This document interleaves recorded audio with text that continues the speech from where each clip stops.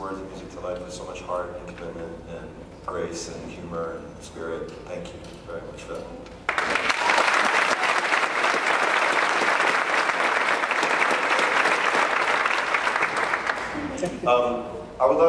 I'm happy to answer questions. I mean, I don't know how we want to, we didn't want to make this too super formal or anything. No formal. With all the revivals on Broadway now, would you ever consider coming back for a Broadway revival of Rent? To perform in it, you mean? Is that what perform in it, Chris? Yes. Yes. I don't think that the Broadway revival would happen anytime soon, and by then I think I will be too old. It depends on, there's part of me that would really be interested in seeing something that's completely re-envisioned, as long as it's staying true to the integrity of what it's about. If in that production's team, if they had interest in me coming by, or any of us from the original cast coming by to say hello or talk to people or consult in any way, I'd be happy to do that. But I can't imagine that it would be a circumstance in which I'd be able to jump on tables anymore.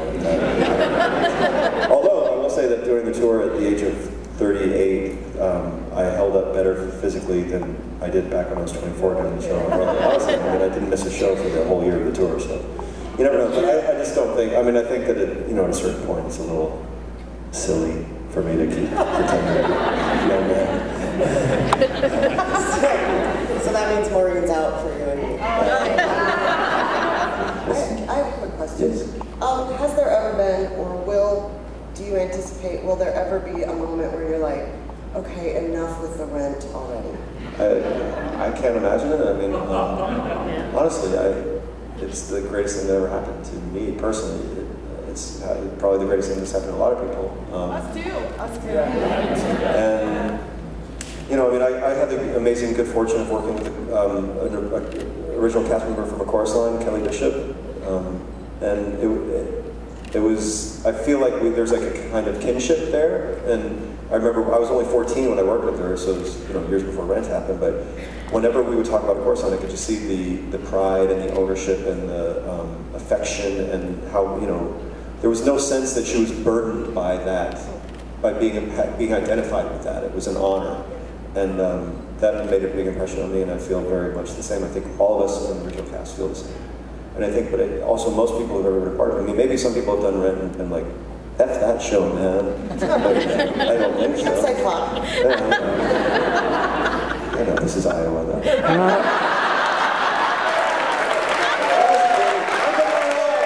I'm from the neighboring states. I understand. It's okay. I have affection. My brother went to Clark and Dubuque. In Dubuque. He went to Clark. I know. There was a question, yeah. If you had to pick a favorite song out of Rent, what would it be?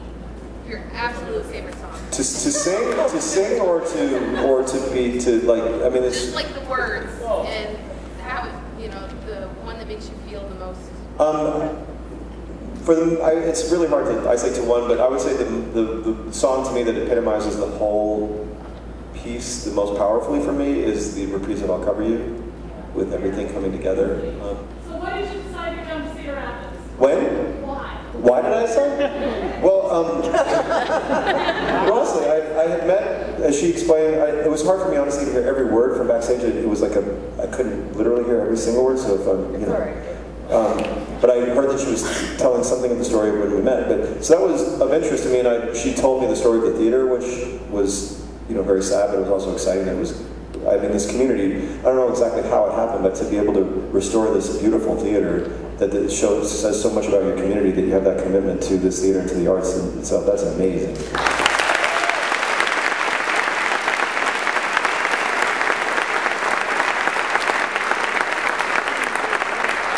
And then we had a community theater in Joliet. It wasn't like this. So that was part of it, but also because through my friendship with Catherine, having a personal connection helps. I have been invited to other productions, and when friends have been involved in them, I had a friend who was a teacher in high school in Cincinnati, and I went out there and saw their high school production. It was very exciting to see, a 14-year-old playing Angel and having the time of his life. So, So I'm happy to when it can work out, and in this case the timing was good and everything was good. So I'm very happy to. And you know, I don't know. I've always considered part of something of a responsibility to this responsibility. That sounds almost like it's like have to. I don't mean that I have to, but it's not an obligation, it's a responsibility. So yeah, I'll use that word because it's the appropriate word. But to the legacy of Jonathan Larson, and I'm very close with his family, so it's just nice to be able to feel some continuity to the fact that the show exists in the world in many, many places. It's getting done all over by high schools, by colleges, by community theaters like this.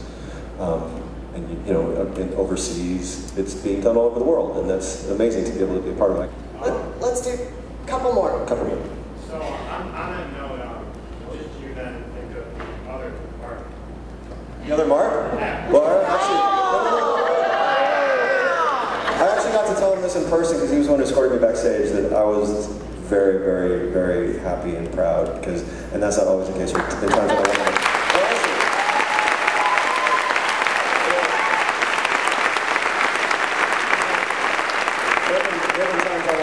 dropkick marks. And, I'm serious. There have been times I'm like, what are you doing?